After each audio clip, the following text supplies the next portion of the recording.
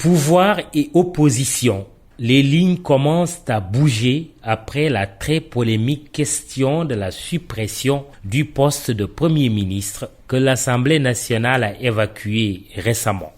Ainsi donc, seules les montagnes ne se rencontrent pas. Il est des adages qui se vérifient toujours, ou presque. 3 des 4 challengers du président Macky Sall à la dernière présidentielle, en l'occurrence Idrissa Seck, Issa Sall et Madické Niang, acceptent de discuter en attendant de savoir la position d'Ousmane Sonko, qui l'eût parié très peu de gens, au vu des positions radicales adoptées. C'est parce qu'un autre adage a également tendance à se vérifier. Toute guerre se termine autour de la table de négociation. La bataille politique n'échappe pas à la règle.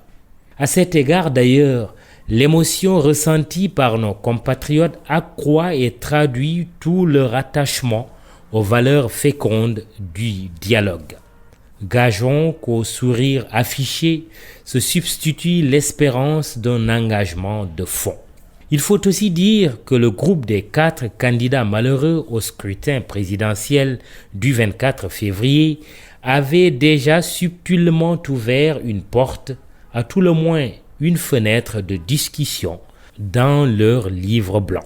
Après le bâton de la négociation de ce qu'ils appellent un hold-up électoral, les opposants tendent la carotte de la conciliation. Cette contribution de notre coalition, écrivent-ils, entend proposer, conformément au principe fondamental de consensus politique, les voies et moyens d'une concertation politique de nature exclusivement thématique, effectivement pluraliste et sincère, en mesure de garantir la sincérité des scrutins nationaux à venir.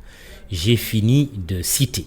Dès lors que le président de la République fraîchement réélu avait appelé ses adversaires au dialogue avec toutes les forces vives de la nation, le reste, pour ne pas dire la paix des braves, n'était qu'une question de temps.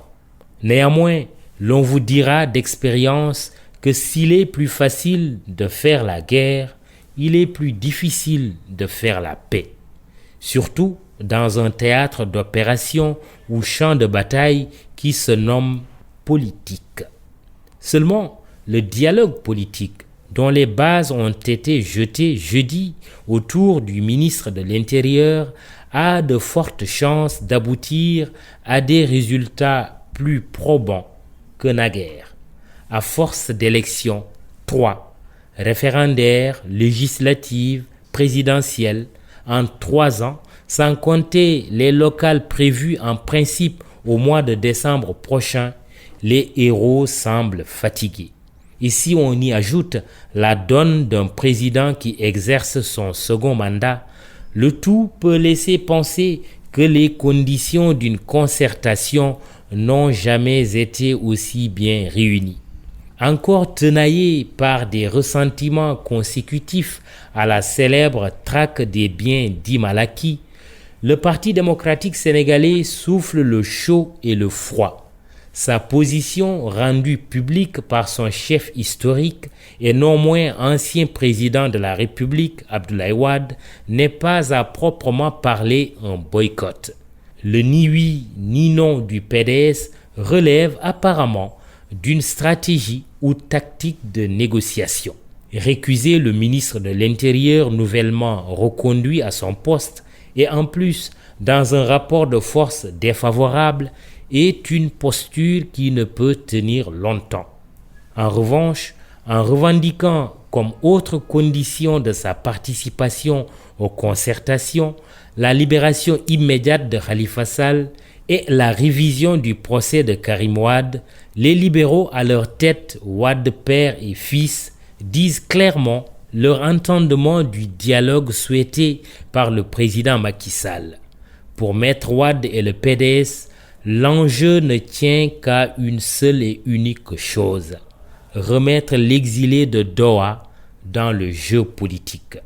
Le nom de l'ancien maire de Dakar relève davantage d'une subtilité politique que d'une condition nécessaire et suffisante pour aller à la table des discussions. Cette subtilité rappelle celle du président Macky Sall invitant ses deux prédécesseurs, Abdou Diouf et Abdoulaye Wade, à jouer leur rôle de facilitateurs.